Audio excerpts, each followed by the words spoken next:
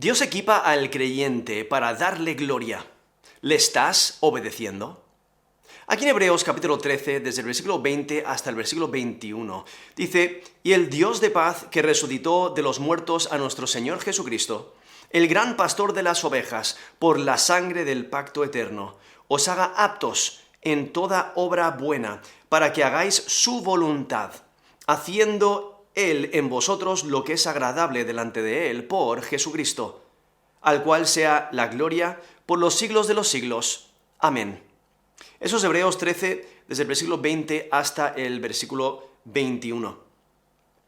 Anteriormente, en los versículos anteriores, el apóstol Pablo ha pedido que los creyentes oren por ellos. Pero aquí vemos como la petición de oración se vuelve en oración. Es una buena conclusión a la epístola, porque el texto recita la actividad divina como la base de la confianza en la habilidad y el deseo de Dios para madurar su obra en los creyentes, capacitándolos para hacer su voluntad. Y es que Dios equipa a los creyentes para hacer lo que le agrada. Ahí en versículo 20 menciona al Dios de paz. Es una conclusión adecuada. Es que Dios es la fuente de la paz. Dios da paz y mantiene la paz en la comunidad de creyentes. Es que Dios da paz en circunstancias adversas. Y principalmente se refiere al Dios de paz porque es el autor de la paz por el Evangelio. Como nos dice Romanos 5, versículo 1, «Justificados pues por la fe, tenemos paz para con Dios por medio de nuestro Señor Jesucristo». Eso es Romanos 5, 1. Y es Dios quien envió a su Hijo. Él tomó la iniciativa para proveer paz, para proveer salvación. Nos dice 1 Juan 4, desde el versículo 9 hasta el versículo 10, «En esto se mostró el amor de Dios para con nosotros, en que Dios envió a su Hijo unigénito al mundo, para que vivamos por Él. En esto consiste el amor, no en que nosotros hayamos amado a Dios, sino en que Él nos amó a nosotros y envió a su Hijo en propiciación por nuestros pecados». Eso es 1 Juan 4, desde el versículo 9 hasta el versículo 10.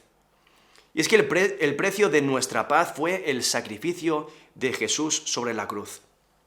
Y la resurrección de Jesucristo demuestra la intervención de Dios, por medio del cual reconoce y confirma la cruz de Cristo como el medio de proveer redención a la humanidad. Y la prueba de que Dios aceptó el sacrificio de Jesucristo es la resurrección de Jesucristo y la exaltación de Jesucristo a la diestra de Dios.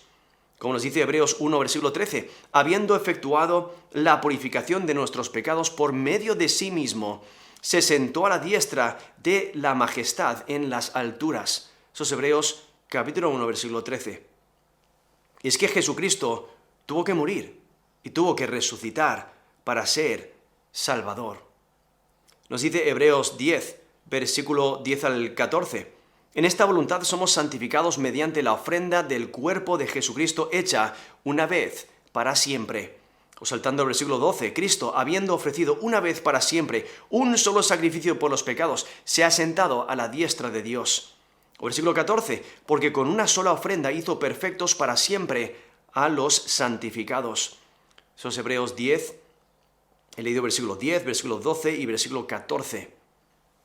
Es que la resurrección de Jesucristo manifestó su gloria como el príncipe de la vida y el vencedor de la muerte, y confirmó que su sangre es el sello del pacto eterno. Ahora, aquí el texto identifica a Jesús como el pastor de las ovejas.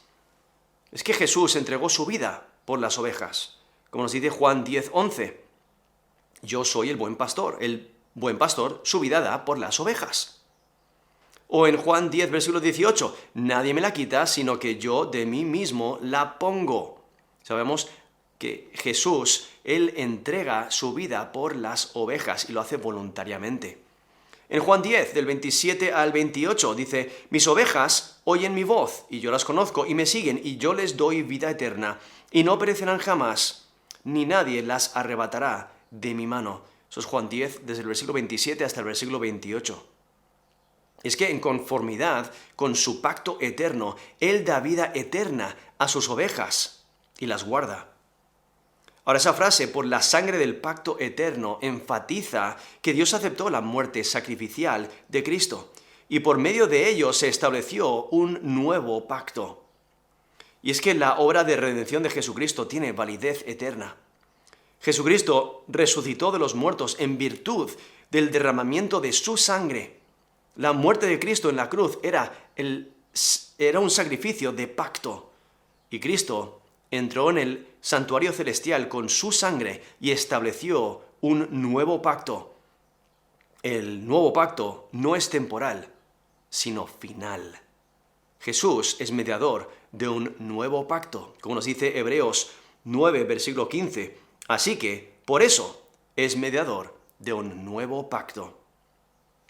Es que es necesario aceptar el sacrificio de Cristo para ser salvos. Como nos dice Juan 3:36, el que cree en el Hijo tiene vida eterna, pero el que rehúsa creer en el Hijo no verá la vida, sino que la ira de Dios está sobre él. Eso es Juan 3, versículo 36.